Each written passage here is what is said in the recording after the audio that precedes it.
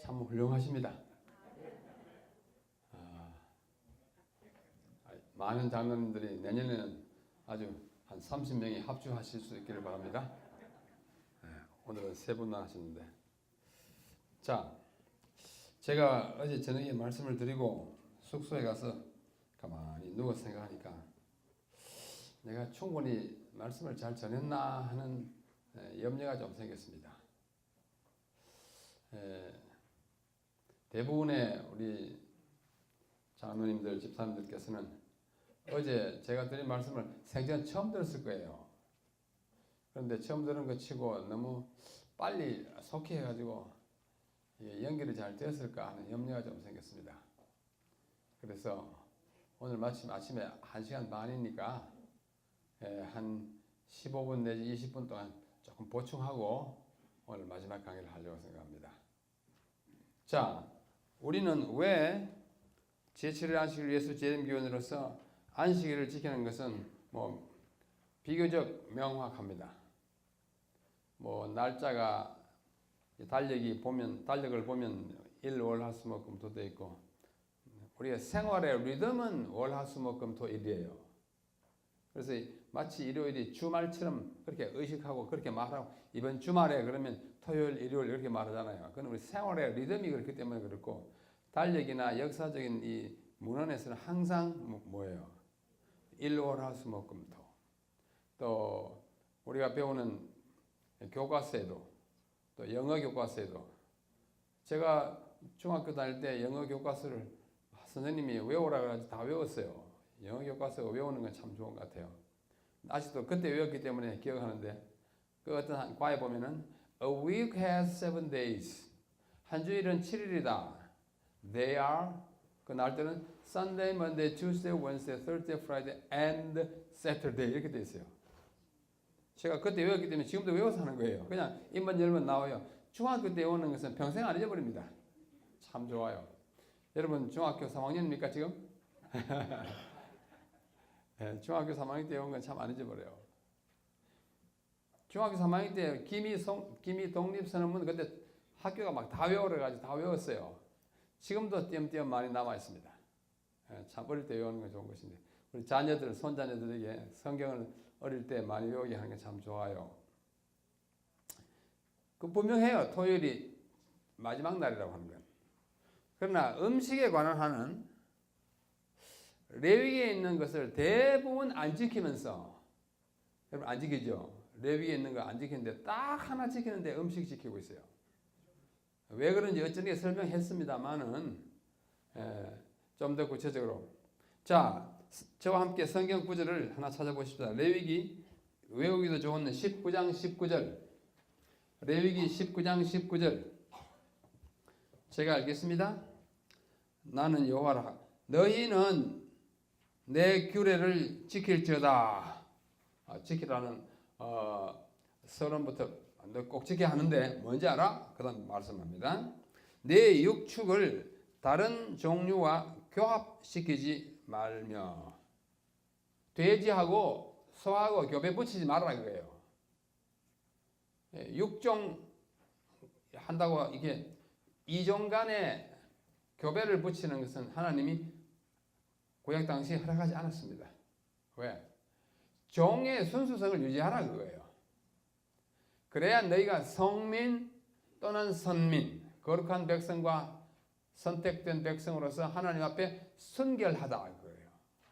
이를 가지고 예식법이라 그럽니다. 이어서 네 밭에 두 종자를 섞어 뿌리지 말며,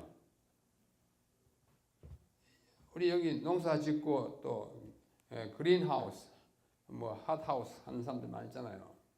어떻게 배추만 쫙 심고 다른 거 하나도 안 심습니까?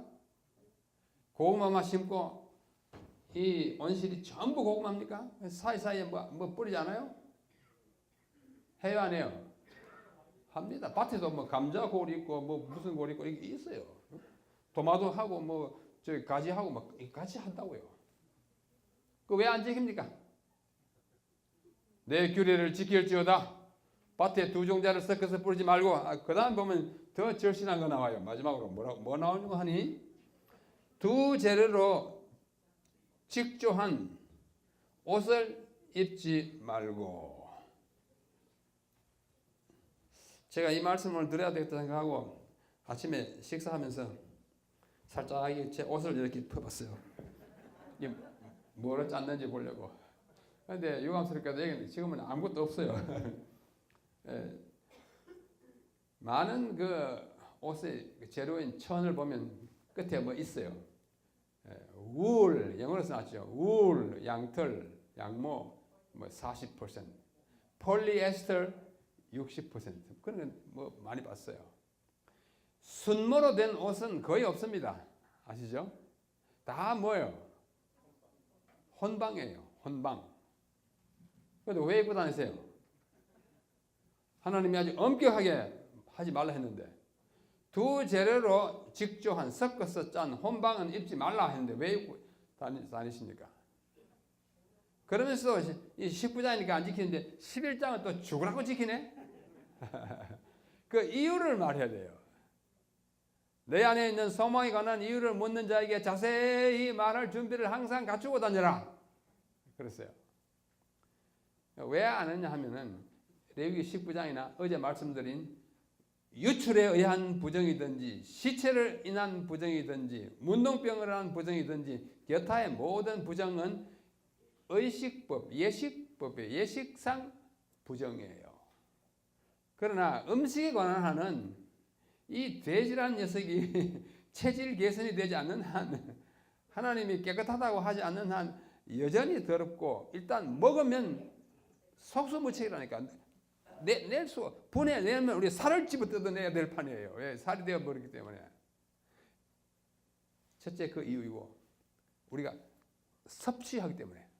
다른 거는 뭐 이렇게 만졌다가 깨끗하게 되는 건데, 이거는 먹어버리니까 우리 몸이 되니까 어떻게 회수할 능력이, 방법이 없고, 둘째는 그에 대한 정결케 하는 예식 방법이 주어지지 않았기 때문입니다. 두 가지 이유입니다.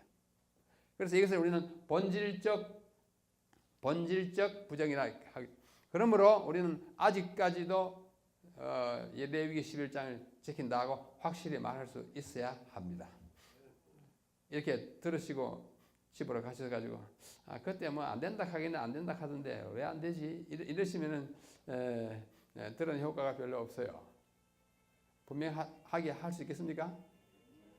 그리고 이번에 우리 이성수 목사님이 자세하게 그걸 통째로 다 이렇게 들었으니까 거기 뭐 재료도 드립니다만 그 있잖아요. 거기 있는 거 거기에 성경 구절들을요 하나씩 찾아보면서 좀 연구하십시오. 연구하셔야 합니다. 그래서 오늘 지금부터 말씀드리는 하늘 성소에 관한 것도 개인적인 연구를 대신할 아무런 강의도 없습니다.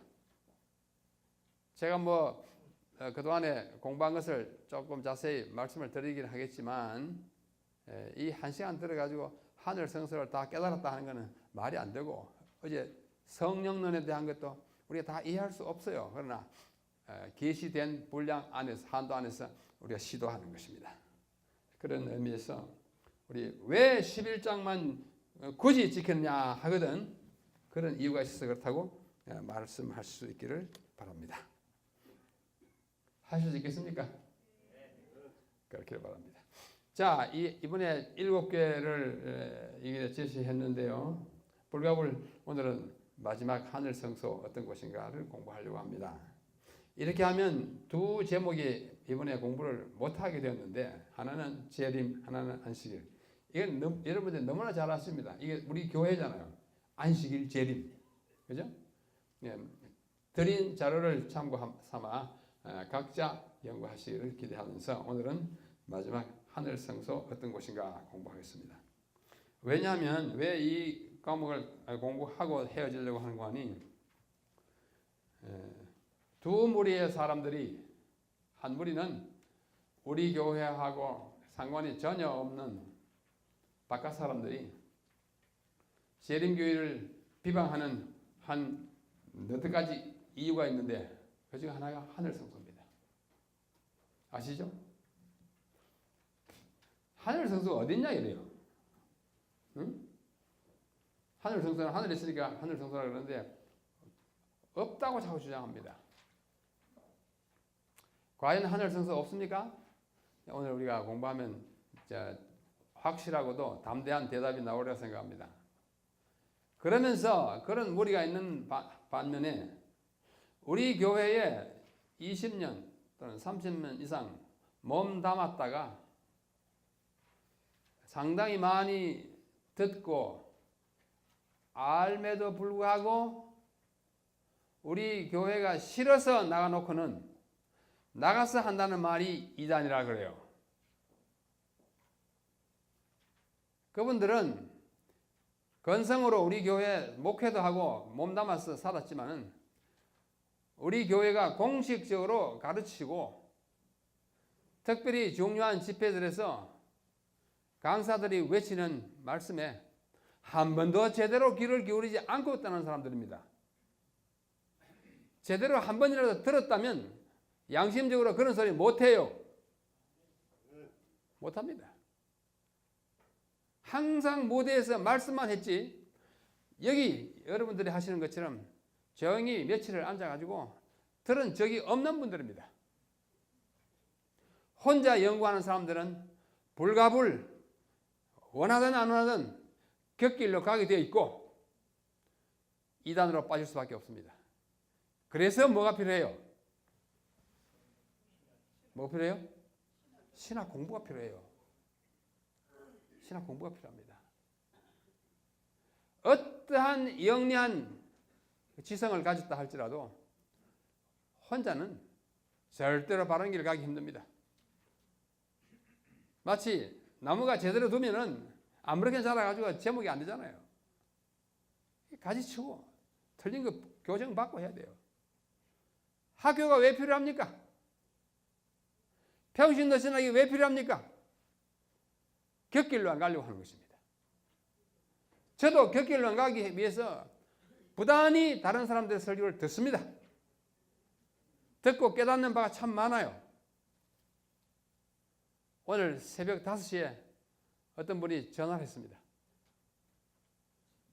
저는 보통 전화를 이렇게 소리 안 나게 해놓고 자는데 지난밤에 깜빡 잊어버리고 했더니 5시 전화 소리가 막 나게 깨보니까 5시인데 아주 차분한 음성으로 한 분이 말씀하기를 저는 어느 교회에 있는 평신도대요 하면서 요번 한 요한계시록 해설에 대하여 이의를 제기하는 거예요.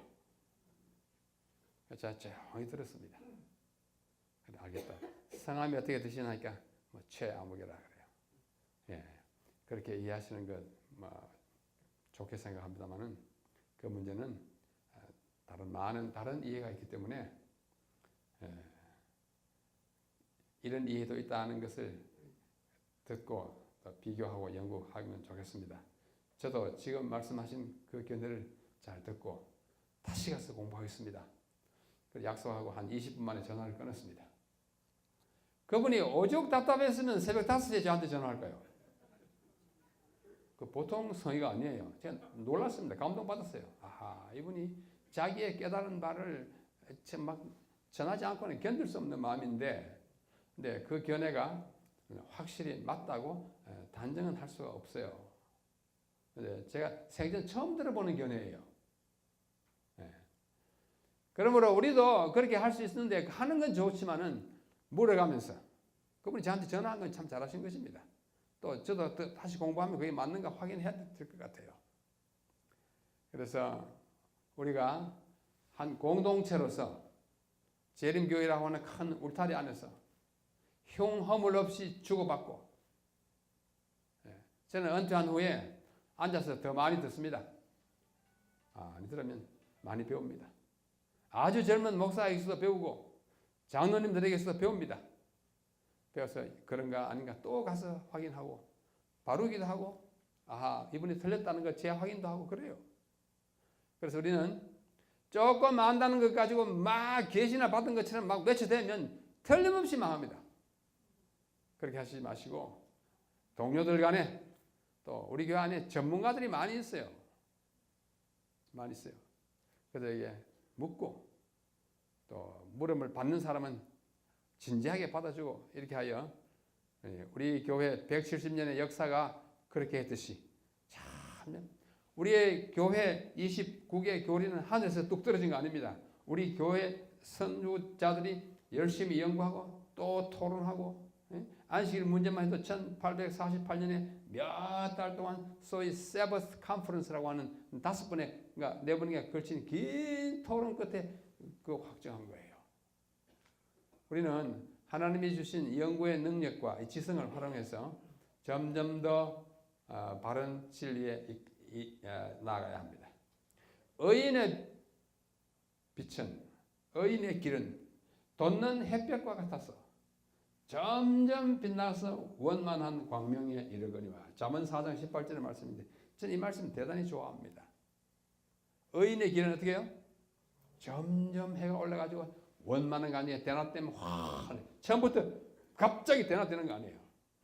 우리의 진리의 깨달음이 그와 같다고 우리 현자는 말씀해 주는 것입니다. 자, 하늘성소 공부하겠습니다.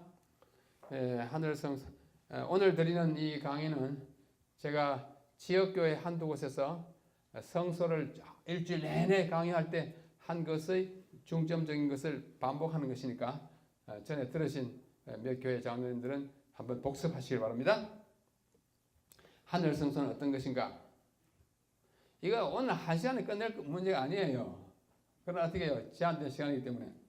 첫째, 성소의 개념과 기능.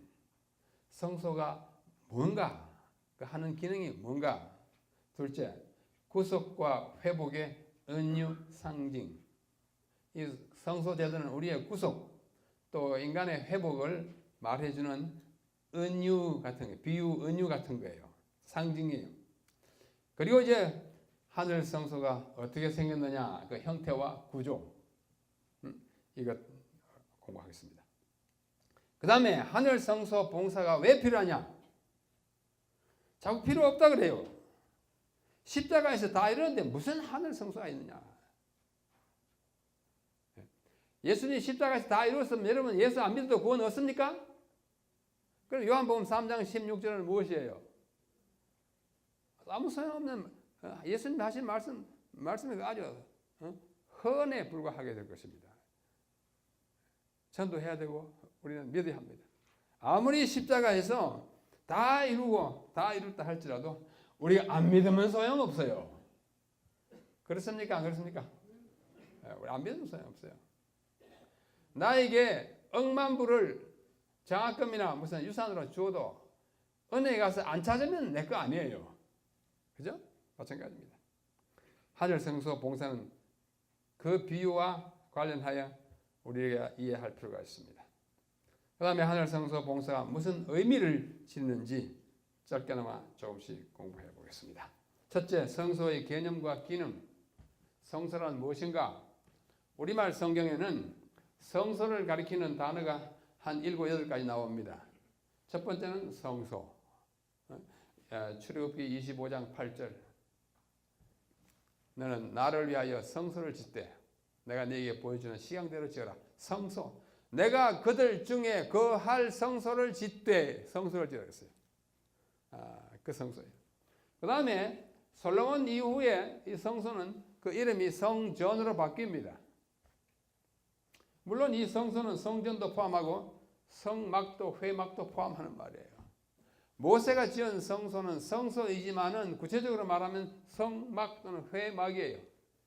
이 막이 무슨 막자입니까? 네? 막으로 끝나는 다른 단어 뭐예요? 천막, 막사. 천막으로 된 집이었어요. 그 다음에 그 성전을 우리는 거룩할 성전을 자꾸 넣어요. 왜? 하나님의 집이기 때문에 성전을 말은 영어에는 성이라는 말이 굳이 필요 없어요. 템플 그래요. 템플. 홀리 템플 하지 않아도 돼요. 그러나 우리는 전이라고도 하고 아예 성전이라 그럽니다. 똑같은 템플이라고 하는 영어 단어는 두 가지 우리말로 번역돼요. 하나는 성전. 이것은 기독교가 말하는 성경이 말하는 하나님의 집을 가리킬 때는 성전이라 그러고 하나님 아닌 다른 신을 가리키면서 그 신이 있는 집이라 할 때는 신전이라 이렇게 말합니다. 그러니까 템플은 성전, 신전 이 두 가지로 번역됩니다. 그 다음에 그것을 전이라는 단어를 참 많이 썼어요. 이거는 외글자 단어이기 때문에 성경에 찾기가 좀 힘들어요. 그 전에서는 모든 것이 영광이다 할 때 이 전이 이거예요. 앞전자가 아니고 궁전이라는 전자입니다. 그 다음에 집, 하나님의 집. 이 집을 성전을 가리킬 때 많이 씁니다. 그냥 집이에요. The house of God. 하나님의 집, 성전을 말합니다. 그 다음에 이제 회막인데, 회막이 뭐냐면은 모일회, 천막이라는 막이에요. 모이는 막이에요. 누가 모이냐? 백성들이 하나님을 경배하기 위해서 모이는 그 집을 회막이라고 합니다. 근데 그 막을 좀 더 존중히 여기고 거룩하게 여길 때 쓰는 말이 성막이에요. 똑같아요. 영어로 tabernacle, 이것도 tabernacle인데 holy tabernacle라는 말을 하지 않아도 성막이라고 번역해 줍니다. 왜? 구별하기 때문에. 그 다음에 아주 적은 해석이지만 장막, 하나님의 장막이 우리와 요한계시록에 보면 그렇게 나와요. 21장이죠. 하나님의 장막이. 이와 같이 한 7개, 뭐 한두 개 더 보탤 수 있겠죠. 이러한 한 7개의 우리말은 그 아래에 있는 히브리말, 헬라말의 번역들입니다. 자, 히브리말은 어디서 어느 쪽으로 읽어요? 오른쪽에서 그러니까 그걸 읽어요. 그다음에 헬라어는 왼쪽에서 이렇게 읽어요. 자, 히브리말이 이쪽에서 읽으니까 여기는 바이트라고 있습니다. 바이트. 바이트란 말은 집이라는 뜻이에요. 성경에 집이라고 많이 사용되어 있어요. 하나님의 집을 가리키면서. 바이트. 그 다음에 이는 올라라고 한 올레인데요. 이거는 이것도 하나의 큰 집이에요. 오헬, 큰 집, 궁전 같은. 많이 전으라 또는 성전으로 번역됩니다. 그 다음에 헤이칼은 가장 많이 성전으로 번역됐어요. 큰 궁전이요. 성막이라고 하고 이는 성전이라고 하고. 그 다음에 가장 보편적인 단어가 이 두 단어예요. 얘는 코데시라고 그러고 얘는 믹다시라고 합니다. 이것이 주로 성소로 번역됩니다. 자, 그건 뭐 다른 나라 말이니까 이 나오스는 말 있고 이게 성전인데요. 가장 많이 사용되는 두 단어가 나오스하고 히에론이에요. 이 두 단어는 우리말에 모두 성전으로 번역되어 있습니다. 그런데 이 두 단어는 헬라어로는 뜻이 달라요. 나오스는 성전 경내에 있는 모든 울타리 안에 있는 걸 다 가리키지 않고 그 안에 있는 성전 집 자체만 가리킬 때 나오스라고 합니다. 그 다음에 그 뜰과 모든 것들 다 포함해가지고 이게 울타리 안에 있는 모든 걸 가리킬 때는 히에론. 이게 히에론 거예요. 자, 이 성전을 헐라 내가 사흘 만에 짓겠다라고 요한복음 2장 19절에 말씀하셨는데 이 성전이 나오스겠습니까? 히에론이겠습니까? 나오스예요. 집을 헐라. 뜰을 헐라는 말이 잘 안 되잖아요. 뜰을 포함된 히에론 아니고 나오스를 헐라. 요한계시록에 성전이라는 말이 16번 나옵니다. 이 16번은 모두 나오스입니다. 히에론이 없어요. 전부 집을 가리켜요. 뜰 제외하고. 집에서 나오고 집에서 일해요. 그 다음에 이제 하기야, 하기온 이런 단어들은 히브리스에만 나옵니다. 히브리스에 성전이 많이 나와요. 그 다음에 스케네는 천막이라는 뜻인데요. 성막을 가리킬 때 쓰이기도 합니다. 자, 이런 단어들 우리말로 이렇게 번역이 되고 영어로는 sanctuary 성소, temple 성전, tabernacle 성막, tent 막 이런 식으로 번역이 되어 있습니다. 자, 영어를 그만큼 하고 우리말이 7개 있다는 것만 기억하시면 되겠습니다. 그런데 이 성소는 모든 단어가 똑같은 개념을 가지지는 않습니다. 제가 자세히 살펴보니까 성소라는 단어에 포함된 개념이 3가지 다른 게 있습니다.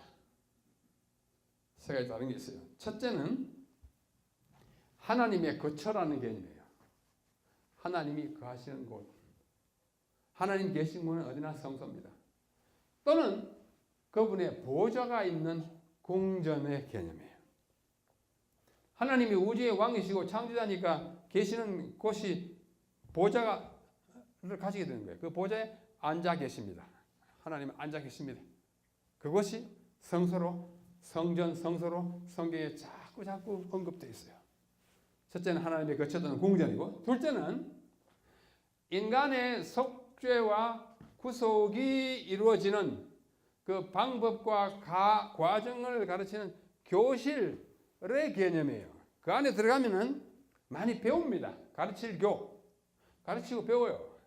성소에 들어가면 배우는 거 많아요. 그 안에 있는 기물들이 다 우리에게 메시지를 줘요. 무슨 메시지예요? 우리가 어떻게 구원받고 예수님이 어떻게 우리를 구원하신다는 것을 아주 많이 가르쳐 줍니다. 뭐 참새 기술 하나도 우리에게 메시지를 줘요. 제사가 다 구원의 메시지잖아요. 성소의 구조가 다 메시지잖아요.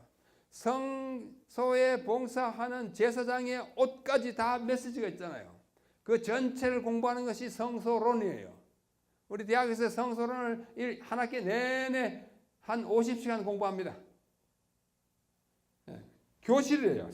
우리가 어떻게 구원하는지. 셋째는 하나님의 심판의 현장이에요.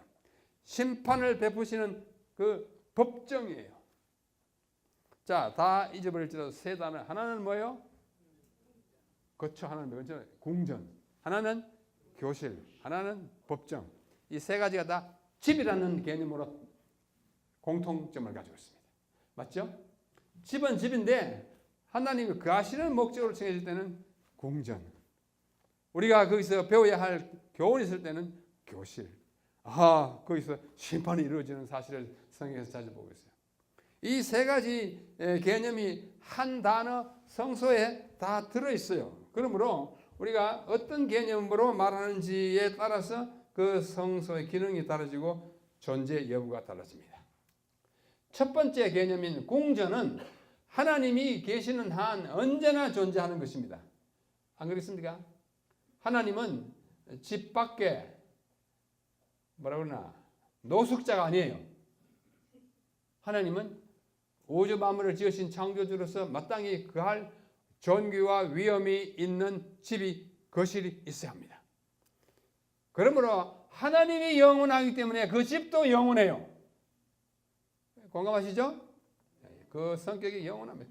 그 다음에 두 번째 교실과 구원에 대하여 우리가 학습하는 교실과 그 다음에 심판을 받는 법정 개념은 인간을 구속하고 심판하는 사업이 진행되는 동안에만 그 기능이 있는 것이므로 그 성격상 일시적 또는 한시적인 성격을 띠고 있습니다.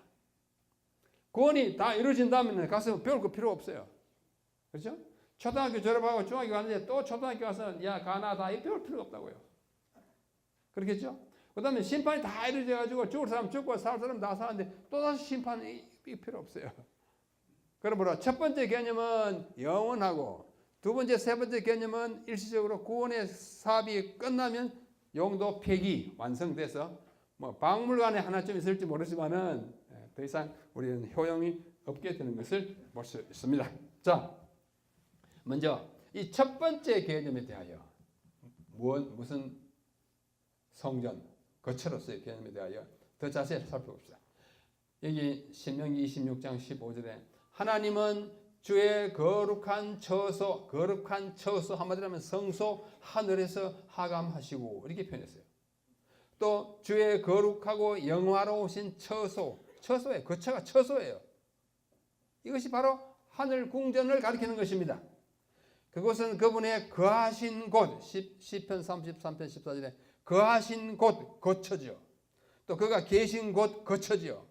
또 성전, 또 시편 102편 19절에는 그 높은 성소 등으로 일컬어졌어요. 첫 번째 개념은 아주 다양하게 일컬어집니다. 여기 시편 47편에 하나님이 열방을 치리하시며 하나님이 그 거룩한 보좌에 앉으셨다. 보좌에 앉아 계시는 보좌가 있는 집이 성소죠.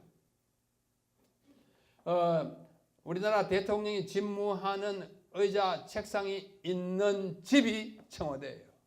집무실이에요. 그와 같아요. 거룩한 보좌에 앉으셨도다. 열방의 방백들이 모임이여 아브라함의 하나님의 백성이 되도다. 그 다음 밑에 시편 93편 2절 다 같이 한번 읽어볼까요? 주의 보좌는 시작.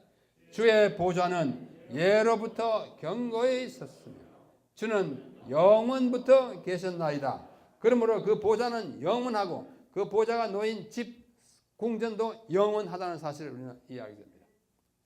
그 다음에 시편 103편 19절 여호와께서 그 보좌를 하늘에 세우시고 그 정권으로 만유를 통치하시도다. 여기 우리는 이미 시편에서 보좌라고 하는 단어가 47편, 93편, 103편에 사용된 것을 볼 수 있고 구약 전체는 이 보좌를 가리키는 단어가 한 3개 따로 있습니다만은 이 보좌란 하나님의 보좌가 27번 나타나거나 언급돼요. 보좌가 나타나는 걸 많이 봤어요. 에스겔도 봤어요. 에스겔 1장에 뭐 굉장하잖아요. 또 이사야 6장에 보면 누가 봐요? 이사야가 봐. 내가 주께서 높이 들린 보좌에 앉으신 것을 보니 스랍들이 주위를 돌고 뭐 그 성전의 문지방이 막 흔들리고 연기가 나오고 이사야가 깜짝 놀라가지고 아이고 내가 입술이 부정한 자로서 부정한 사람들 가운데 그 안에서 내가 만왕의 왕인 구주를 보았으며 화로다 나여 뭐하게 되었도다? 망하게 되었도다. 누구든지 죄인이 하나님을 직접 배우면 죽는다고 생각하는 것이 구약이에요. 실제로 그래요. 그래서 하나님은 우리가 아무리 보여달라고 해도 하나님 잘 나타나게만 우리 눈이 첫째 상해서 견딜 수가 없고 우리가 죽어요. 우리가 사람이 가까이 하지 못할 빛 가운데 거하신 하나님이잖아요. 그래서 이사야도 보좌를 봤어요. 그래서 하나님 뭐라 했냐면 야 천사를 통해서 야 괜찮다. 내가 숯불 가지고 입술이 부정하다 하니까 찢어라. 뭐 이사야가 입술이 막 다 타가지고 난리가 났습니까? 아니에요. 계시 가운데 했기 때문에 입술은 멀쩡해요. 이제 정확히 내가 입술이 부정하다고 고백하니 네 마음을 평안케 하기 위해서 하나님 다 용서했지만은 오케이 깨끗이 불러 하자 해놓고는 그때 우리가 누구를 보낼고 했더니 그때 그 유명한 이사야 6장 9절이에요. 뭐라 그랬어요? 내가 여기 있나이다. Here am I. 나를 보내소서. Send me. 하나님은 언제 보좌를 보여주시는 거 아니? 선지자를 임명해가지고 파송할 때 자주 보좌를 보여줘요. 보좌는 뭐 하는 자리예요? 통치하는 자리예요. 또 심판하는 자리예요. 구약시대에 사법권하고 행정권이 분리되지 않았습니다. 통치와 사법을 재판을 왕이 다 했어요. 솔로몬에게 재판 받으러 간 여인들 두 사람 알잖아요. 그때 대법원이 없었어요. 하나님은 다 하십니다. 하나님은 삼권이 통일되어 있어요. 입법, 사법, 행정을 다 하십니다. 완전하신 통치자이기 때문에. 이와 같이 성경에는 이 보좌에 대한 이야기가 하나님의 보좌가 한 27번 보여지거나 언급되거나 하는데 제가 이 문제에 대해서 관심이 아주 많았습니다. 뭐 아주 젊을 때부터. 그래서 제가 미국에 가서 공부하는 동안에 우리 지도 교수님을 받들어 가지고 이게 하나님의 히브리 성경에 나타난 하나님의 보좌 모티프예요. 모티프라는 주제예요. 히브리 성경. 이게 좀 죄송하지만 이게 제 박사학위 논문입니다. 저는 하나님의 보좌를 만 3년 동안 이 두 글자 보좌라는 한 단어 가지고 씨름하고 공부하다가 왔습니다. 공부하고 왔습니다. 제가 자랑이 아니고 저는 하나님의 은혜로 대총회 장학금을 받고 공부했기 때문에 이것을 여러분들에게 보고해야 할 의무도 지니고 있습니다. 하나님의 보좌, 하나님 계시는 곳이에요. 그 의자예요. 거기서 그분은 통치하시고 거기서 그분은 심판하시고 거기서 그분은 온 우주를 다스리시는데 그 보좌가 성경에 여러 번 나오는데 그 나오는 성경 구절과 그 본문의 배경을 다 검토하고 이렇게 해서 주의 은혜로 공부를 마치게 되었습니다. 여러분 중에 영어를 읽을 줄 아시고 궁금하시면 저한테 요청하시면 이 논문 몇 개나 나오는지 모르지만 공짜로 드리겠습니다. 제가 뭐 다 공짜로 살아오는 것이니까 될 수 있습니다. 하나님의 보좌가 바로 성소예요.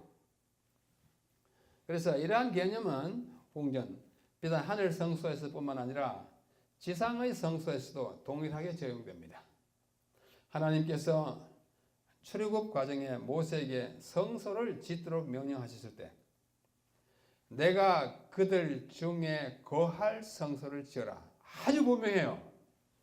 뭐 하기 위해서 성소를 지으라고 그랬어요? 거할, 거쳐.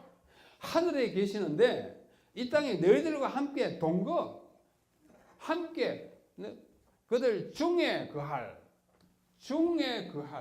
동거예요. 가운데 거하는 거예요. 동거예요. 동거할 곳을 지어라 해가지고 지은 것이 성소예요. 하나님이 이 집 없으면 우리와 같이 거하시지 못합니까? 할 수 있어요. 영의 신은 뭐 아무데나 할 수 있어요. 그러나 그렇게 거하면 우리가 그분을 보지 못해. 손에 잡을 수 있는 증거를 갖지 못해서 우리를 위해서 짓게 하신 것입니다. 그분이 야, 우리 내 집 한 채도 없는데 집 한 채 지어 줄래? 그거 아니잖아요. 우리 가운데 임재하심을 우리로 느끼게 하고 보게 하기 위해서 성소를 짓게 했어요. 굉장히 귀중한 역사예요. 또 솔로몬이 즉위한 지 4년 만에 하나님을 위하여 성전을 건축했을 때 열왕기상 6장 30절입니다. 그 규모가 실로 엄청났고 그 화려함이 극에 달했습니다. 모세가 지은 것은 이동식, 조립식, 천막, 가건물이었지만 그렇죠? 자꾸 40m 이동했으니까. 솔로몬이 지은 것은 일시적 건물이 영구적이고 이제는 뭐요? 조립식이 아니고 이제는 확고하게 정주하는 영원한 큰 궁전이었어요. 천막과 궁전의 차이입니다. 그때 여호와의 영광이 여호와의 전 궁전에 가득하였다. 이제는 진짜 궁전이라고 할 만해요. 천막 지어놓고 궁전이라 그러면 너무 말이 잘 안 어울리는데 이제부터 성소는 궁전, 성전이 되는 것입니다. 그때 솔로몬이 하나님께 말씀하기를 내가 주를 위하여 계실전, 그렇죠? 계실전을 건축하였사오니 주께서 영원히 거하실 처소, 거소, 거처로소이다 라고 말합니다. 또 에스겔은 말하기를 하나님의 말씀을 전달하면서 내 성소를 그들 가운데 세워서 영원히 이르게 하리니 내 처소가 그들의 가운데 있을 것이며, 여기 제가 파란 글자로 했잖아요. 처음에는 내 성소라고 했다. 그 다음에 내 처소라고 했어요. 그 성소는 그 처소 같아요. 이 문학적으로 똑같은 말을 반복하는 것은 재미가 없어요. 항상 말을 바꾸되 두 가지 단어가 한 개념을 나타내는 그런 어법을 쓰고 있습니다. 그 처소가 성소인 것을 확실히 말해주는 것입니다. 여기 창세기 3장 24절에 아담과 하와를 쫓아낸 다음에 내면서 이같이 하나님이 그 사람을 쫓아내시고 에덴 동산 동편에 그룹들과 두루도는 화염검을 두어 생명나무의 길을 지키게 하시니라. 여러분 이 창세기 3장 24절에는요. 한 3시간 내지 5시간 우리가 말씀을 나눠야 할 깊은 진리가 들어있어요. 한 번은 서울에 있는 외국어 학원, SDA 학원이라고 그러잖아요. 요즘 36교회라고 하는데 SDA 교회라고 하는데 그 교회에서 나보고 사경에 와서 인도하라 그래요. 오케이, 갈게. 무슨 말씀을 드릴까요? 목사님 마음대로 하십시오. 그래? 진짜 내 마음대로 하는 거죠? 진짜 내 마음대로 하래요. 한 주일 동안 뭐 이야기했는지 아세요? 월화수목 금토 안식일까지 일요일은 보상 안 하니까 이 6시간 동안에 매일 저녁에 그룹 이야기했습니다. 그룹은 정말 깊은 진리를 가지고 있어요. 한 단어 가지고 일주일 내내 공부해도 다 못해요. 맨 첫 번 그룹이 언급되는 장소가 성경 구절이 창세기 3장 24절이에요. 창세기 3장 마지막 절이에요. 에덴 동산에서 쫓아낸 다음에 그룹을 두었어요. 어디에다? 에덴 동산 동편에. 하필이면 동편이에요. 이유가 있어요. 동쪽, 서쪽, 남쪽, 북쪽 동편에 있어요. 성경의 동편을 쭉 찾아보면 성경 밖에 문에도 신학과 관련해 쭉 찾아보면 동편은 굉장히 깊은 의미가 있습니다. 와이프인까지도 초기 문제 보면 예수님이 재림하는 걸 봤잖아요. 그때 어디서 왔어요? 동편에서 손바닥만 하나 구름 까맣게 나오더니 저 가지고 다가오는 모습. 예수님 재림도 동편에서요. 예수님이 진짜 동편에 사십니까? 어디 사십니까? 상징이에요. 상징이에요. 그리고 예수님이 여기서 동편에서 하면 미국 애들은 지금 잠깐 잠자고 있잖아요. 와이프에 그렇게 보여진 거예요. 동편의 의미 때문이에요. 자, 그 의미를 다 말씀할 수 없어요. 그룹들과 그룹이 뭐예요? 이 그룹은 영어의 그룹, 한 그룹, 두 그룹 하고 어쩌다가 우리말로 표기가 같기 때문에 혼돈이 많아요. 저는 이것을 크룹이라고 쓰기를 좋아합니다. 왜냐하면 그룹하고 구분하기 위해서. 히브리 말도 크룹임이에요. 크룹이에요. 크룹. 자, 그룹이나 간에 이 그룹은 여기 처음 나타나고 그 다음에 출애굽기 25장에 가면 25장 20절 전후에 나타나고 사무엘상 4장 4절에 나타나고 시편 80편 1절에 나타나고 시편 99편에 나타나고 그 다음에 민수기에 좀 나타나고 시편에 여러 번 나타나요. 그룹이 나타날 때마다 누가 나타나요? 하나님이 나타나요. 그래서 이 그룹은 하나님을 모시고 다니는 일종의 뭐예요? 폭스바겐. 아주 좋은 승용차 같은 개념이에요. 그룹은 하나님을 태워서 다닙니다. 그룹을 타고 나르시며 시편 80편. 그룹 사이에 좌정하신 자여 시편 99편 1절. 그룹이 온다 그러면 누가 오세요? 하나님 오세요. 그룹이 참 중요해요. 그런데 그 그룹을 여기서는 그냥 에덴 동산 동편에다가 임시로 가설해 놨지만서도 모세를 통하여 성소를 지은 다음에 이 그룹이 어디에 위치하는지 아시죠? 뜰이에요? 첫째 칸이에요? 둘째 칸이요? 둘째 칸. 바로 그 법궤 위에 딱 두고 그룹이 있어가지고 그 가운데 빛이 나는데 그 빛이 하나님의 임재의 빛이잖아요. 거기서도 그룹 사이에 계신 하나님이에요. 참 의미가 깊어요. 그 다음에 화영금을 듣는데 그것도 화영금의 의미가 깊어요. 하여튼 이 그룹 이것은 인간에게 주어진 성소 가운데 가장 심플 가장 심플이 뭐예요? 간단하고 가장 축소된 성소입니다. 이것이 좀 복잡하게 된 것이 성막이고 더 복잡하게 된 것이 성전이에요. 모세의 성소에는 그룹이 그냥 두 개 있었어요. 금으로 만든 그룹이 두 개 뿐인데 솔로몬이 만든 성전에서는 금으로 만든 두 개 외에 또 감람나무로 만든 두 개 큰 걸 성전의 내소 지성소에 이제는 그룹이 두 개 아니라 몇 개요? 네 개였어요. 이것이 확대되어가는 하나님의 집의 확대 개념이에요. 마침내 우리 주님은 에스겔서에 보면은 그 그룹이 굉장한 존재예요. 그룹이 몇 명 나타납니까? 에스겔 1장에 4명 나타나요. 이제 둘이 아니에요. 4명 나타나가지고 4명이 이렇게 해가지고 그 위에 보좌를 깔고 먼저 궁창을 깔고 궁창 위에 보좌가 있고 보좌 위에 하나님이 앉아 계시고 그 하나님 위로 무지개가 둘러있는 에스겔 1장의 모습인데 이 그룹은 이제는 아주 이상한 형태를 취하고 나타납니다. 에스겔 1장 여러분 기억하십니까? 이 4개의 그룹이 있는데 각 그룹마다 머리는 하나인데 얼굴은 몇 개예요? 4개예요. 네? 얼굴은 4개고 머리 하나인데 저는 머리 하나고 얼굴 하나잖아요. 이 그룹은 머리 하나인데 앞에는 사람 얼굴, 오른쪽에는 황소, 왼쪽에는 사자, 뒤에는 독수리의 얼굴을 가졌어요. 하나님이 이런 생물을 창조하신 적이 있을까요? 없을까요? 없어요. 우리가 보기에 생각만 해도 이건 뭐예요? 하나의 동물이 아니라 괴물이에요. 그죠? 괴물 또는 괴수. 괴수라 괴상한 동물인데 사람이 있으니까 동물이 앞에는 사람을 그려요. 이것들은 다 계시입니다. 계시는 우리에게 메시지를 주려고 한 것이지 이런 생물을 내가 새롭게 창조한다 그거 아니에요.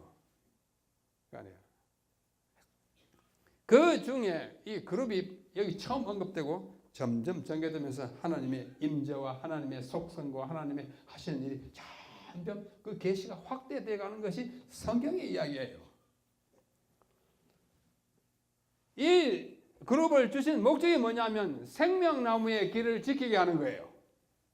생명나무의 길. 생명나무는 어디냐면 그들이 쫓겨나간 에덴 동산 한 중앙에 있었어요. 바깥에 탁 들여다봅니다. 그 길이 쭉 나가는데 이제는 들어갈 수가 없어요. 일단 쫓겨났기 때문에 아담과 하와가 바깥에서 탁 바라보면서 어떻게 해요? 이 지키는 화염검이 막 칼처럼 돌아가는 불이잖아요. 못 들어간다 그래요. 또 그룹이 딱 양쪽에 서 있어요. 서 있어요. 그러면서 no 하면서 지킨다 그래요. 지킨다를 히브리 말로 샤마르 그러는데요. 지킨다. 지키는 뜻이 여러 가지 있습니다. 저희 학교 삼육대학교에 지키는 사람이 있어요. 지킬 수. 그다음에 뭐요? 호위한다는 위. 수위실이 있어요. 수위실의 임무는 지키는 것입니다. 어떻게 지켜요? 뭘 지킵니까? 두 가지를 지켜야 돼요. 하나는 건물을 지켜야 돼요. 누가 파괴하러 오면 못 들어가게 해야 돼요. 누가 불지르러 오면 안 돼. 또 그 안에 있는 공동체, 사람을 지켜야 돼요. 종일 24시간 근무합니다. 교대로. 어떻게 해요? 어떤 사람 학생들 아침에 막 바삐 막 학교에 책가방 메고 막 가면 어떻게 해요? 야, 못 가! 지킨다고 못 가! 그러면 됩니까? 그럼 당장 아마 파면될 겁니다. 그런데 한 번은 전화가 걸려왔어요. 총장님, 네, 누구십니까? 저는 미국에서 온 교포인데요. 삼육대학교 선배인데 제가 오늘 삼육대학교 들어가려고 하다가 수위한테 막혀서 못 들어가고 기분이 나빠가지고 총장님한테 고발합니다. 그래요. 아이고 선배님 죄송합니다. 누구신지요? 이 수위 잘한 거예요? 못한 거예요? 목달은 나야 돼. 물어봐야죠. 당신 누구냐고. 네? 아 내가 몇 회 무슨 과 선배를. 아 그렇습니까? 얼른 가시라고. 물어야지. 어디 찾아왔습니까? 아 내가 무슨 과 누구 교수. 아 그렇습니까? 이래 가면은 오른쪽으로 가시고 더 가면 3천 건물인데 거기 가면 그 학과 교수 있을 겁니다. 이게 좋은 수입니다. 학부모가 찾아왔는데 할머니 학부모, 뭐 아주머니 학부모, 뭐 할아버지 학부모 아주 시골에서 왔다가 무시하고 할아버지 어디 가시오? 이러면 안 돼요. 그런 수위 있거든. 지금 나한테 이러지 말고 지금 총장한테 이러세요. 그 학교를 잘 지키는 거 아니에요. 그런 걸 지키는 데는 세 가지 임무가 있어요. 첫째는 보호, 건물과 사람을 보호하고. 둘째는 뭐요? 안내해야 돼요. 셋째는 뭐요? 그 신원을 잘 파악하고 그에게 필요한 것이 뭔지를 물어야 합니다. 이거 다 잘못하면 지키는 자 인물 잡아요. 이 그룹은 지켜요. 생명나무에 들어갈 자격이 있는 사람은 들어가게 해야죠. 근데 아담은 현재 자격이 없어. 쫓겨났기 때문에. 이 그룹은 우리가 구원 얻는 방법을 가르쳐주는 하나의 도구예요. 참 의미가 깊어요. 그러므로 우리가 생명나무에 이르는 길을 가르침을 받는 것이 가장 원초적인 성소였던 그룹에게서 배우는 거예요. 그 후에 모든 성소가 다 우리에게 생명나무, 생명회로 이르는 길을 가르쳐주는 것이 뭐예요? 성소예요. 그 다음에 시편 73편에 보면 이 사람이 누구냐면 아삽이라고 하는 시인인데요. 아삽이 참 고민이 많았어요. 이 세상이 도대체 이거 뭐야? 이거 하나님의 백성은 전부 가난하고 의롭게 사는 사람은 구박받고 이 술수에 능하고 권모 술수에 능하고 부정직하기를 밥 먹듯이 하는 사람은 고대 광실 차지하고 빵빵 얼굴에 기름 흐르고 이거 도대체 하나님이 계신 거야 안 계신 거야 하고 고민에 깊이 빠졌어요. 그 읽어보면 73면 읽어보면 그래. 한참 가다가 16절에 가보면요. 내가 어찌하면 이를 알까? 이 세상에 도대체 어떻게 돼 먹은 거야 하고 고민할까 하여 생각한 적. 이 생각은 이 고민한 적. 내게 심히 곤란하더니 뭐가 곤란해요? 이 세상 형편이 너무 곤란한 거예요. 도통 이해가 안 가는 거예요. 하더니 하나님의 성소에 들어갈 때야 저희 그 악인들의 결국을 내가 깨달았나이다. 거기 가보니까 뭐요? 진설병 상이 놓여 있고 그 옆에 등대에 불 타고 있어요. 구원의 도래구나. 이 빵을 만들기 위해서 농부가 얼마나 고생했어요.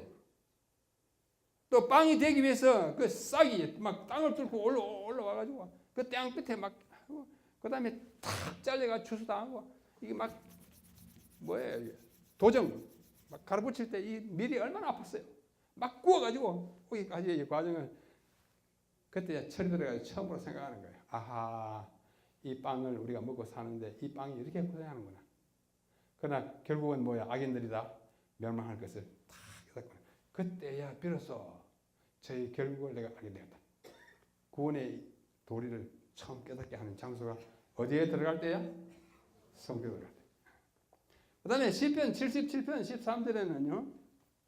하나님이여 주의 도는 성소에 있나이다. 이게 흠정역 킹 제임스 버전인데요. 우리말 성경 그렇게 안 돼 있어요. 하나님이여 주의 길은 지극히 거룩하시니이다. 이렇게 번역했어요. 그러나 영어 성경은 주의 길은 도는 성소이다. 이게 무슨 길이에요? 거룩하다는 말과 성소라는 말이 가도시 똑같기 때문에 이렇게도 번역 저렇게 번역했던 거예요. 자, 뭐야? 길이 무슨 길이? 생명의 길이. 무슨 길이? 구원의 길이 어디에 있어요? 성소에 있다.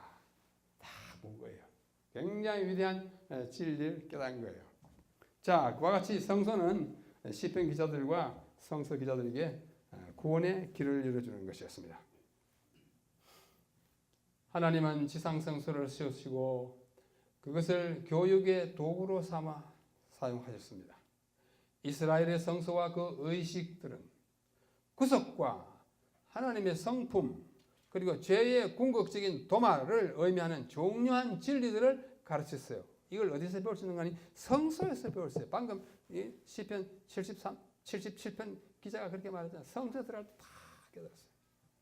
그 다음에 성소의 구조와 거기서 봉사하는 제사장의 자격, 예복, 거기서 드려지는 제사, 그리고 연중 치러진 절기, 그 절기의 축제, 이 모든 것들은 예수 그리스도의 구속적인 희생과 봉사를 표상적으로 고대 및 현대 이스라엘에게 가르치고 있어요. 지금부터 2500년 전에 2000년 이상 전에 행해지던 구약의 성소 제도를 우리가 오늘 배워야 하는 까닭은 그것이 가르쳐주는 교훈이 우리의 구원에 밀접한 관계를 가지고 있고 우리의 구원에 큰 깨달음을 주기 때문입니다. 만약 성소 제도를 자세히 공부해놓고 예수 그리스도를 보지 못하면 뭐와 같은 거 아세요? 어제 제가 여기 산책 시간에 저 올라가니까 뭐 오색 무슨 성상 뭐 절이 하나 있대요. 그 절 구경하는 건 다름없습니다. 거기서 그리스도의 희생을 발견하지 못하면 거기에 뭐 오청탑, 석탑 구경하는 거나 뭐가 달라요? 아무 차이가 없어요. 우리는 성경을 읽고 연구할 때 누구를 봐야 합니까? 예수 그리스도를 봐야 합니다. 너희가 성경에서 영생을 얻는 줄 생각하고 이 성경을 상고 열심히 연구하거니와 이 성경이 곧 내게 대하여 증거하는 것이로다. 요한복음 5장 39절. 성경에서 뭘 얻는 줄 알고요? 영생을. 그런데 그 성경이 누구의 증거예요? 예수님이에요. 창세기를 읽고 예수님을 읽지 못하면 뭐 같아요? 바벨론 창조 설화 읽는 거나 똑같아요. 출애굽기 읽고도 예수 그리스도를 어린 양에서 예수 그리스도를 발견하지 못하면 그 이스라엘 민족의 이동을 그걸 발견하지 못하면 게르만 민족의 이동이나 우리 한민족의 이동을 공부하는 그것이 우리에게 별 의미 없는 거나 마찬가지예요. 레위기에서 예수님 발견하지 못하면 그 성전에서 그 드리는 모든 제물에서 예수님을 발견하지 못하면 우리는 선앙당에 구경하러 가는 거나 다 마찬가지입니다. 다 마찬가지예요. 룻기를 읽고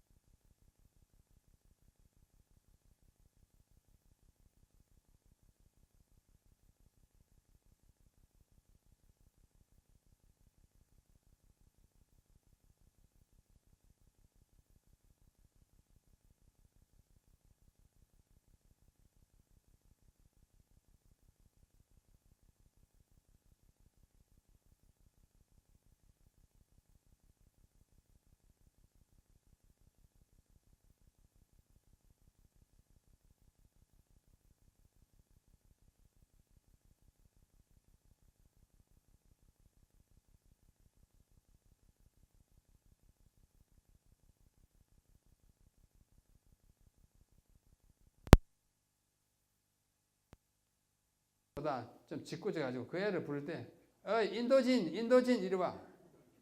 인도진은 말은 일본식으로 인도인을 인도진으로 해요. 야 인도진 이리 와 이래. 얘는 기분이 나빠가지고 내가 왜 인도이냐고 때로는 울고 그래요. 이름 놔두고 그렇게 불러요. 근데 이 시보라가 얼굴이 좀 검어가지고 자꾸 깜둥이 그러는 것 같아. 아론과 그 누님 미리암이 처음으로 자기 제수씨 올케를 보잖아요.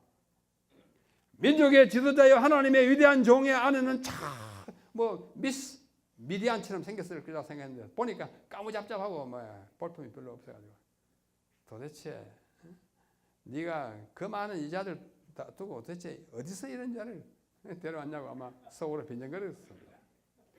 그 구스인이 이름을 구스인이라고 그랬잖아요. 구스인 아니에요. 얼굴이 검어서 인도진처럼 구스인이라고 부른 거예요.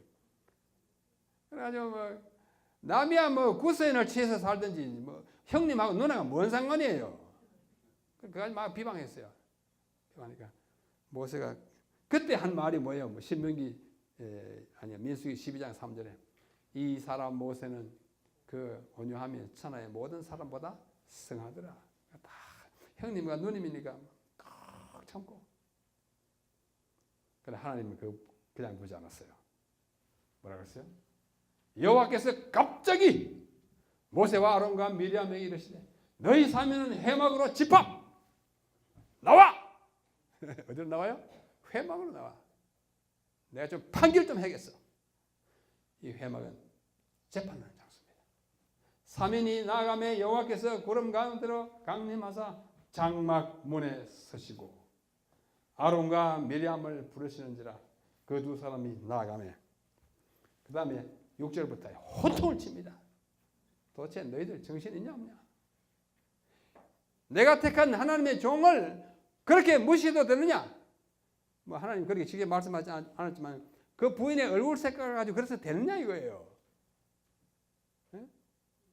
이 사람 모세는 내가 택한 종이고 다른 선지자들은 이렇게 말씀으로 꿈으로 이상을 하지만 나는 대면하여 말하는 종인데 너희들이 형이라고 누나라고 이렇게 깔보면 되냐 이거예요. 깔보면 됩니까? 여러분 우리 존경하는 장로님들 집사님들 하나님이 택한 종을 바로 받으십시오.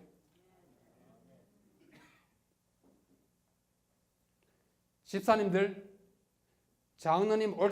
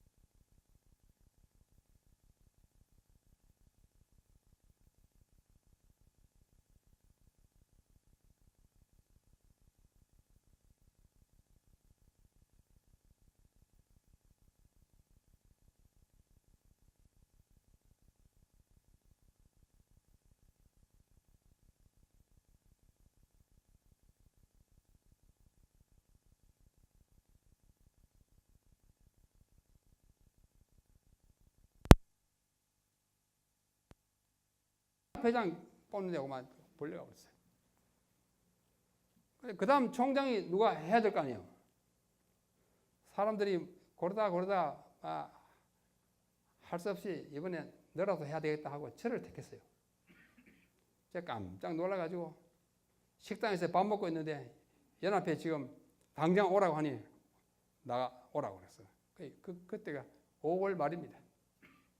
그래서 가보니까 이제 선거를 해놓고 저를 총장으로 세웠으니 너 앞으로 어떻게 할래? 하고 묻는 거예요. 앞이 깜깜하고 까마득했지만 주께서 세우시고 힘 주시면 최선을 다하겠다고 들릴 때 말 때 한마디 하고 내려왔습니다. 그래서 이제 이 신교원 목사님 뭐가 됐습니까?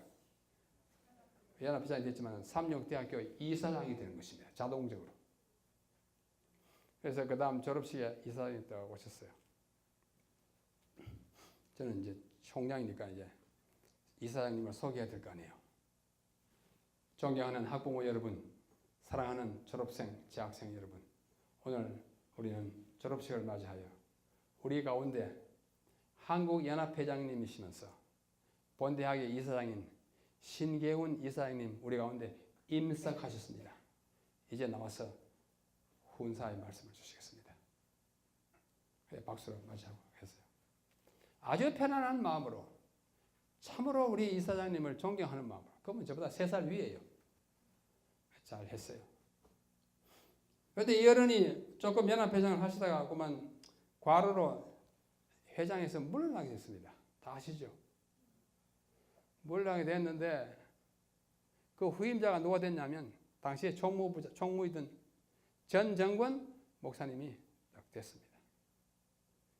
전정권 목사님은 제가 가르친 학생입니다. 학생 때 정권아 우리 집에 가서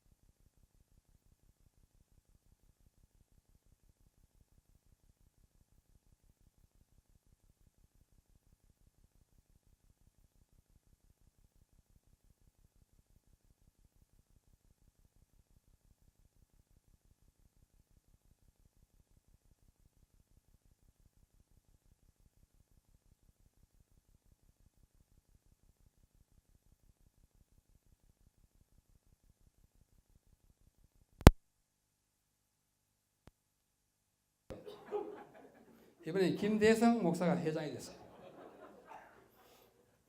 김대성 목사님이 회장이 되기 전까지는 지혜 뭐 부장을 하고 연합회 목회 부장을 하고 뭐 서정환 합회장도 하셨나? 했죠? 할 때는 내가 아직 말을 높이지 않았습니다. 그때까지는. 김 목사 잘 있나? 근데 이 친구가 또 날 참 좋아해가지고 그가 뭐 글을 써가지고 현대 종교에 막 우리 교회를 공부할 때 막 반박하는 거 꼭 거쳐가지고 냈어요. 고맙게 생각. 고칠 건 없는데 거쳐가지고 냈어요. 내가 읽으면 뭐 안심한다는 생각이 드는 것 같아요. 열심히 읽어주고 내가 고치는 거의 없어요. 그러다가 어느 날 갑자기 뭐가 됐어요?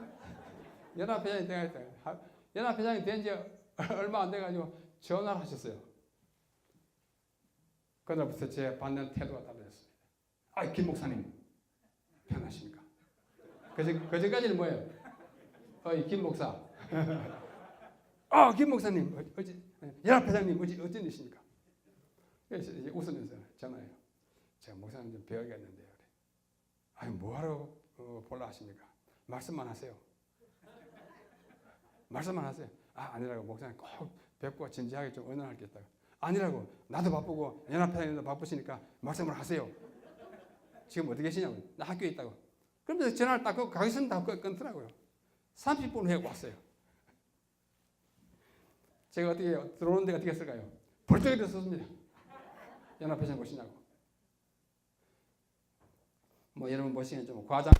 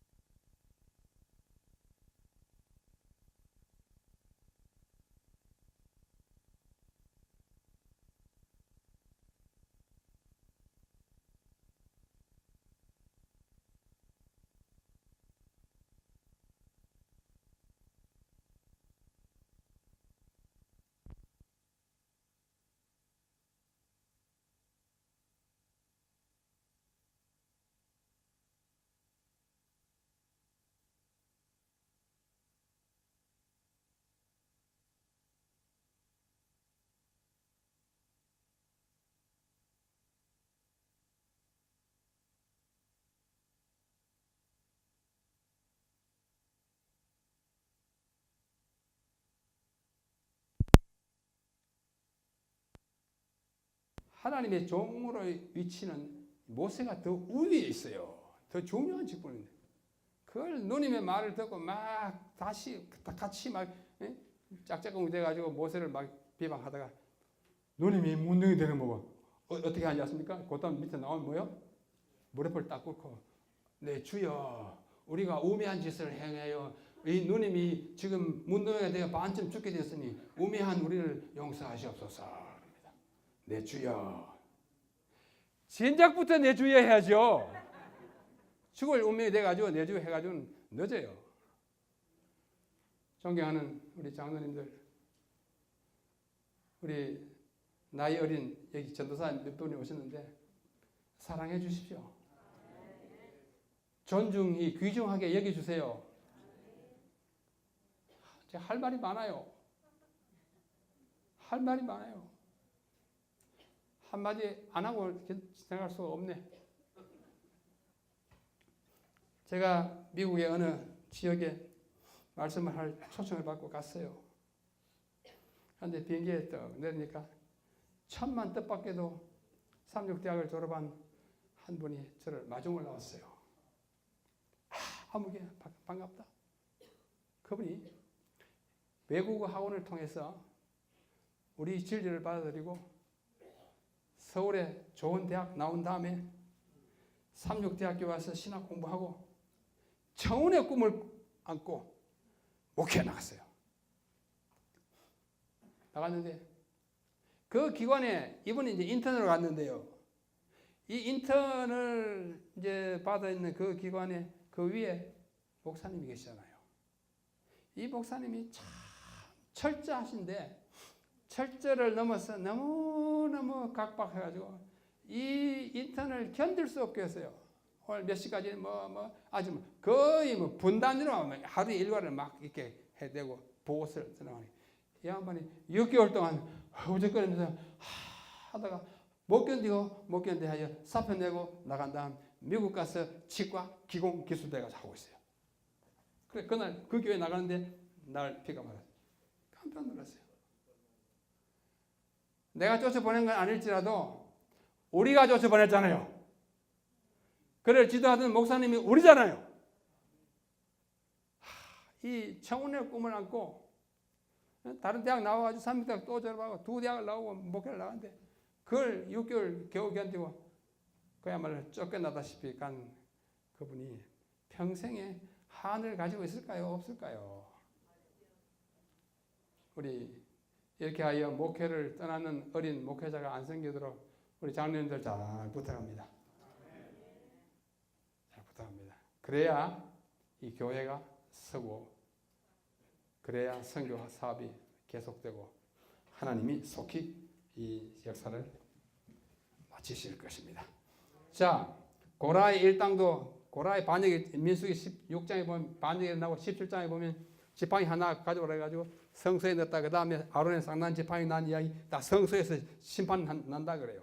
에스겔에도 보면 성소에서 심판한다 그래요. 성소가 정결하면 있겠다는 것도 다니엘 8장 14절 너무나 2300주야 잘 알잖아요. 또 요한계시록 보면 성전에서 자꾸 심판이 자꾸 전개됩니다. 그러므로 성소주의의 목적은 하나님의 인재에 대한 우리의 유형적 증거를 제공하는 거예요. 딱 봐야 하나님 우리 가운데 계시는 걸 아는 거예요. 그 다음에 이 성막의 그 배치를 보면 한 가운데 뒀어요. 그렇죠? 쭉 천막 있고 12지파 있고 가운데 우리 가운데 계시는 것을 우리가 그 친밀하게 우리 가운데 내재하는 것을 느끼게 하기 위함이었습니다. 그 다음에 예배가 그 중앙에 있는 것을 예배의 중심으로 살아가야 할 것을 우리에게 가르치는 것이었어요. 그 교재성에 다 나중에 읽으시기 바랍니다. 그 다음에 구원의 계획에 관한 추가적인 세부 사항을 제공하기 위해서 성소를 두었어요. 참새 꽁지 하나라도 교훈이 있다고 아까 말씀드렸습니다. 자, 이것도 뭐 유대인 랍비 이야기인데요. 그 교재에 있으니까 다 읽어보십시오. 자, 성소에서 다 지나갑니다. 가장 중요한 문제는 지금부터입니다. 10분밖에 안 남았는데요. 자, 우리 피아노 잘 치는 김진호 전도사님, 우리 신학 졸업생 가운데 피아노를 저렇게 잘 치니까 참 이채롭고 좋습니다. 앞으로 봉사를 많이 하실 것 같습니다. 질문 하나 할게요. 하늘에 성소가 있습니까? 없습니까? 4년 동안 배우면서 대학원 나오셨나? 6년 동안 배우면서 하늘에 성소 있다고 배웠어요? 없다고 배웠어요? 어떻게 믿고 있어요? 네? 있습니다? 있습니다. 하늘에 성소가 있다고 생각하시는 분? 절대 다수네. 동중한 합회 우리 지도자님들은 모두 우리 본교회 정통 교리에 아주 투철하십니다. 하늘에 성소가 아무래도 없을 거야 라고 생각하시는 분? 겁이 나서 손도 못 듭니까? 중당한 무리하고만 압도됐어요? 하늘에 성소가 있느냐? 있다는 대답이 맞아요. 왜? 하나님이 계시는 그곳이 성소라고 그랬잖아요. 그런데 저 없다 갔다 하는 것은 왜냐하면 지상에 있던 모세가 세운 성소 또는 회막과 같은 것이 있느냐 이렇게 하니까 답이 헷갈리는 거예요. 여기는 아주 크게 갈립니다. 그런 성소가 있다 하는 사람이 있고 없다는 사람이 있어요. 그런 성소는 있을까요? 없을까요? 모세가 짓고 솔로몬이 지었던 그런 성소는 있을까요? 없을까요? 여기 우리 이름 예언 전도사 있대. 여기 있나? 여기 있나? 자네가 예언이라? 우리 예언 전도사님. 자, 그런 성소가 있을까요? 없을까요? 에? 대답하기 곤란하죠? 자, 대답 곤란한 거 맞아. 곤란하지 않으면 뭐 너무 좀 이상. 자, 그런 성소가 있다고 생각하시는 분, 극히 소수예요. 그런 성소는 없다고 생각하시는 분, 절대 다수예요. 두 패로 갈리네. 그래서 우리가 성소를 말할 때 하늘에 성소가 있느냐 없느냐라고 물으면 이렇게 반문해야 합니다. 무슨 성소 말씀입니까? 왜냐하면 성소 세 가지 있잖아요. 세 가지 뭐였어요? 거처 또는 궁전, 교실, 하나는 법정. 이 중에 두 가지는 없어집니다. 그 있다면 뭐 아까 말씀드린 대로 박물관 같은 것이 옛날에 이런 것이 있었다는 하나님이 그 하시기 위해서 그 성소에 하늘에 계시는 건 아닌 것이 확실합니다. 그 맞죠? 어디 계셔? 그분이 궁전에 계시므로 어느 성소를 말씀합니까? 무슨 성소? 제가 이런 질문을 하는 거 마찬가지예요. 장로님, 존경하는 우리 한 장로님, 노목에 그 집 있습니까? 노목에 그 집 있습니까? 노목에 그 집 있습니까? 이렇게 해야 맞아요. 무슨 집 말이야? 네? 천체 이렇게 망원경 있는 집 그러면 있다 할 거예요. 우체국 그러면 없다 할 거예요. 그죠? 그러면 집이 아무 집이나 할 때는 대답하기 곤란해요. 아무 성소 하면 대답하기 곤란해요. 그래서 무슨 성소 말씀이에요? 하나님이 계시는 집 말이야. 그러면 있고 말고요. 모세가 지은 그 천막 성소 하나님이 거기 계십니까? 그러면 no. 이것은 우리에게 교육용 강의실이었고 죄인을 위한 심판의 법정이었기 때문에 구속의사가 끝나버렸거나 지금 거기에 앉아가지고 이런 집에 있을 것으로 생각하는 것은 좀 어폐가 많습니다. 그래서 질문이라고 해서 다 대답하는 것은 때때로 성소란 무엇을 가리키는지, 성소의 3변인 중에 어느 것을 말하는가 한번 합니다. 첫 번째 의미의 성소는 영원히 존재하고, 그 다음에 그 지상 성소에다 그걸 이렇게 오버랩 시켜가지고 굉장히 아름답게 묘사하고 있습니다.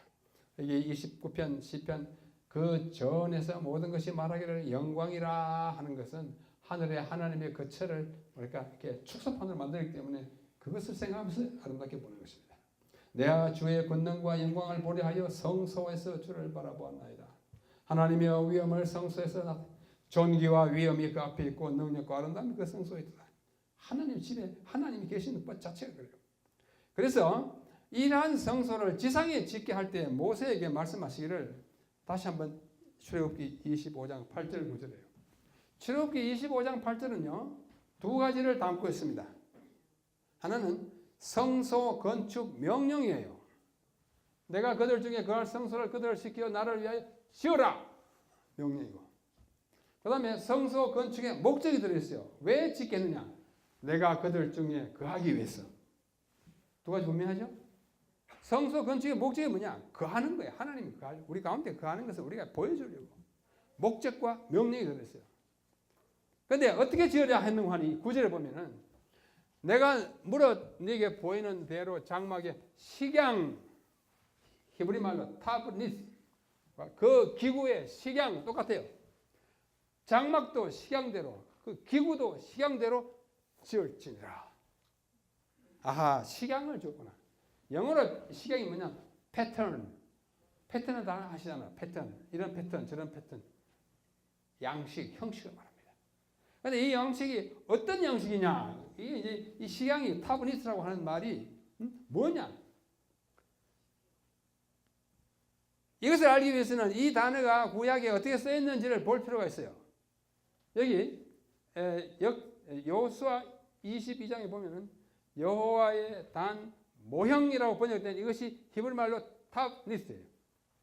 또 여기 솔로몬 역대상 28장에 보면 속죄소의 시강, 이것도 탑니스예요. 여기서 모형이라고 번역했지만 탑니스예요. 그 다음에 여기 시편 106편에 보면 풀 먹는 소의 형상도 타브니스예요. 그 다음에 손 같은 것도 타브니스예요. 번역은 달라도 히브리 말은 같아요. 여기서 볼 수 있는 것은 무언가 비슷한 것이라는 공통점이 있습니다. 그렇죠? 어떤 패턴이 있어요. 그런데 실제로 이 패턴이 어떤 패턴이었는가에 대하여 연구를 아주 깊이 할 필요가 있어요. 이걸 가장 깊이 연구한 분이 있는데 이분이 저보다 젊지만은 저의 원사님이에요. 제가 나이를 좀 먹고 가서 40에 가서 공부를 했는데 이분은 그때 30대 교수였어요. 아주 훌륭한 교수인데 지금까지 교수합니다. 이분의 박사학위 논문이 뭐냐면 이 사람 이름이 리처드 데이비슨인데요. 이 사람이 앤드루스 신학대 공부하는데 논문 제목이에요. Typology in Scripture, a study of hermeneutical typos structure. typos가 type, 모형, 표상에 관한 이야기입니다.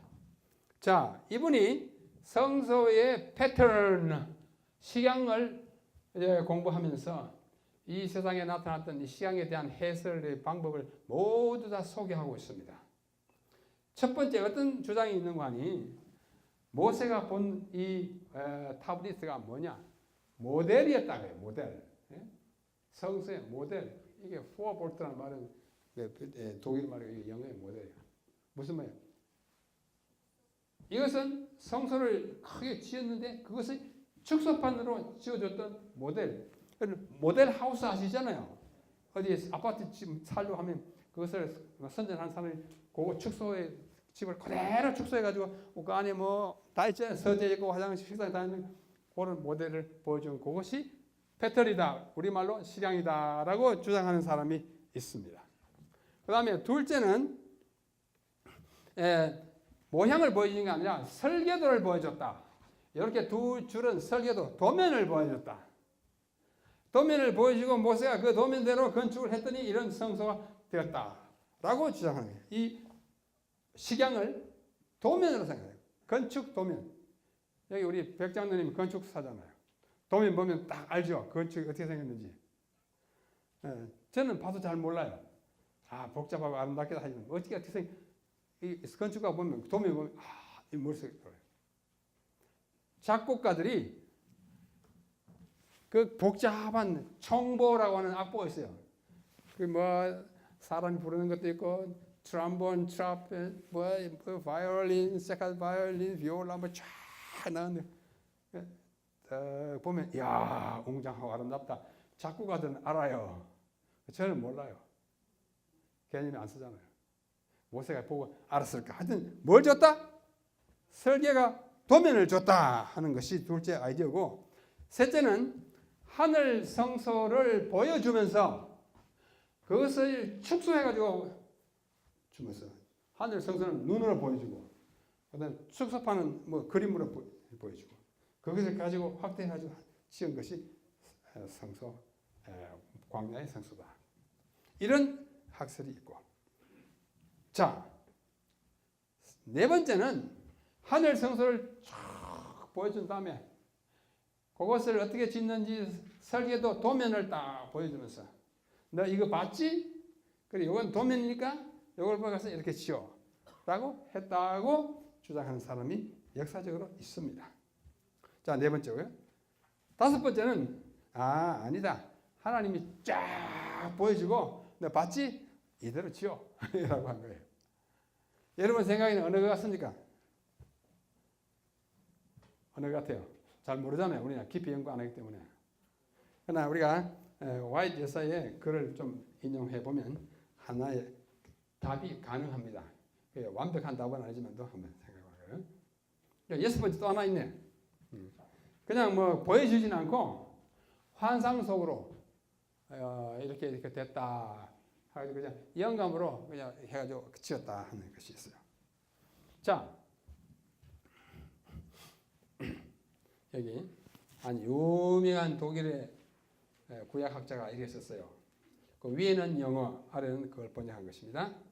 모세에게 구원과 하나님의 왕국에 관한 그분의 사상을 반영한 지상 장막의 그림 또는 모델이 가시적인 형태로 보였을 따름이지 하늘의 원형 즉 하늘 성소가 보여진 것은 아니다. 이렇게 오경 주석에 말했어요. 또 다른 한 학자는 크로스라고 하는 학자는 타브니스 아까 그 식양이라고 번역된 식양의 개념은 아마도 궁극적으로 지상 성소는 하늘에 있는 신의 거처의 대응물이라는 사상으로 거슬러 올라갈 것이다. 대응물이라는 말은 카운터파트인데요. 이렇게 지은 것은 이런 것이 하늘에 있다는 것을 가르쳐주는 그런 개념으로 줬다고 생각하는 것이 크로스의 견해입니다. 그런데 이 엘렌 화이트의 이야기가 나옵니다. 이거는 부조와 선지자의 원문, 영어 원문이고 이것은 우리말로 번역된 것입니다. 자, 앞에 건 다 잊어버리고 이거 한번 보세요. 5분 더 마칠게요. 하나님께서는 산에서, 무슨 산에서? 신의 산에서 하늘 성소의 광경을 모세에게 제시하셨고, 이 광경 영어로 뭐냐면 view of the heavenly sanctuary, 하늘 성소의 광경, 하늘 성소의 광경을 보여줬다면 하늘 성소를 직접 보여줬다고 해도 과언이 아닐 거예요. 그렇고 그 다음에 그에게 보여주신 식양, 그걸 실물을 보여주고 또 식양을 뭐 했어요? 또 보여줬어요. 이 식양 영어로 뭐냐면 패턴 쇼, 그에게 보여진 식양을 어떻게 또 줬는데 그 식양에 따라서 모든 것을 만들라고 명령하셨다. 모세는 이 모든 지시들을 주의 깊게 기록하여 그것들을 백성의 지도자들에게 전해주고 그래가지고 집을 지었다 이거예요. 제가 색깔을 몇 개 사용했습니까? 3가지요. 하나는 노랗고, 하나는 파랗고, 하나는 약간 핑크색. 저의 이해는 제 이해를 제가 강조하는 거 아니에요. 참 겸손한 마음으로 제가 이해하기는 이 모든 지시, all these directions는 앞에 있는 성소를 보여준 뷰, 광경과 그 다음에 그 보여주신 패턴을 포함한 것이라고 이해됩니다. 성소를 뷰 보여주고 패턴을 주시면서 이 모든 지시 보여주고 준 것을 따라서 짓게 하라. 이렇게 했다고 보여요. 그러면 앞에 있는 것 중에 보여주고 도면 주고 이렇게 하라 하는 것과 아주 흡사해요. 흡사하죠? 아까 보여준 이거하고 아주 흡사해요. 이것이 아마도 와이프님께서 주신 글에 의하면 이것이 가장 근접하지 않나 그렇게 생각합니다. 자, 우리 하늘 성소가 왜 필요한지, 그 봉사가 왜 필요한지. 우리의 구원에는요 시제가 3개 있어요. 여러분 다 구원 받았다고 확실하게 믿죠? 그리고 그 구원은 틀림없이 끝까지 갈 것이라고 확신합니까? 네. 그러나 그렇게 되지 않을 가능성도 있어요, 없어요? 있어요. 한번 빛을 보고 난 다음에 떠날 수도 있어요. 네. 구원은 받았다 하면은 참남되거나 주제넘게 보이고 안 받았다 하면 믿음이 없어 보여요. 체면이 안 서요. 그런데 성경에 보면 바울은 우리가 소망으로 구원을 얻었음에 이 과거예요. 과거에 구원을 얻었어요. 그래서 여기 여러분들이 나와 있어요. 또 여기 베드로도 말하기를 너희가 알거니와 내 조상의 유전한 망령된 행실에서 구속된 것은 이게 또 과거예요. 구속됐어요. 그러나 또 바울은 고린도전서에서 이렇게 말합니다. 너희가 만일 너의 전한 그 말을 굳게 지키고 헛되이 믿지 아니하면 이로 말미암아 구원을 얻느니라. 이 헬라의 현재예요. 지금 이 구원을 얻고 있느니라 이 말이에요. 현재입니다. 여기서 구원을 얻느니라라고 한 이 헬라 원문을 현장으로 되어 있는데 우리 개역 한글판 이 성경에는 구원을 얻으리라 미래로 해놓은 것은 시제를 잘못한 것입니다. 제가 어제 말씀드린 대로 참 좋은 번역인데 가끔 이런 흠이 있어요. 이것은 부정확한 번역입니다. 지금 얻고 있어요. 그 다음에 또 바울은 로마서에서 그러면 이제 우리가 그 피를 인하여 의롭다 하심을 얻었은즉 더 그로 말미암아 진노하시면 구원을 얻을 것이니 이거는 현재요 과거요 미래요. 미래요. 예수께서도 그러나 끝까지 견디는 자들은 구원을 얻으리라. 이 헬라어 써놨잖아요. 저게 헬라어 배우신 우리 목사님들 아세요? 소세스에는 이게 미래예요. 세가 들어가면 다 미래예요. 예수님도 그렇게 말씀하십니다. 그러면 뭐예요? 이 구원하다 소조라고 하는 단어는 수동태로서 구원을 받는다 이렇게 되는데요. 세 가지씩 우리가 이미 구원은 일찍이 그리스도의 십자가의 희생으로 성취된 과거적 사실이기도 하고 지금도 이루어지고 있는 현재적 과정이고 장차 궁극적으로 이루어질 미래적 상황이에요. 이 세 가지가 다 있어야 완벽한 구원을 완성하는 것입니다. 우리가 흔히 말하는 대로 칭의, 성화, 영광화의 과정을 구원의 세 단계로 이해한다면 칭의는 과거이고 성화는 현재이고 영광화는 미래입니다. 맞죠? 네. 그러므로 과거에서 현재로 현재에서 미래로 이어지는 이 각 단계의 구원이 다 연속되어야 우리가 구원을 얻는 거예요.